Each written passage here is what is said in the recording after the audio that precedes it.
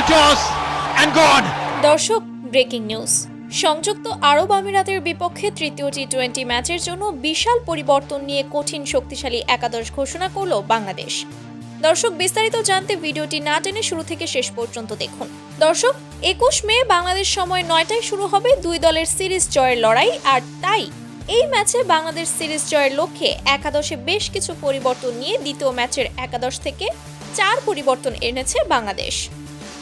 প্রথম ম্যাচে দুর্দান্ত সেঞ্চুরি করা পারভেজ হোসেন ইমন থাকছে তৃতীয় টি-20 ম্যাচে। অন্যদিকে নাজমুল হাসান শান্ত আউট, পাশাপাশি বাদ পড়েছেন নাহিদ রানা। তার জায়গায় খেলবে হাসান মাহমুদ এবং তৌহিদ হৃদয়কে বসিয়ে সৌম্য সরকারকে নেওয়া হয়েছে একাদশে। এছাড়াও দর্শক, আরও 2টি পরিবর্তন দেখা যাবে একাদশে। সেটি হচ্ছে স্পিনার তানভীর ইসলামের জায়গায় একাদশে সুযোগ পাচ্ছেন নাসুম আহমেদ এবং গত ম্যাচে বাজে বোলিংয়ের কারণে একাদশ থেকে ছিটিয়ে যেতে পারেন তানজিম সাকিব।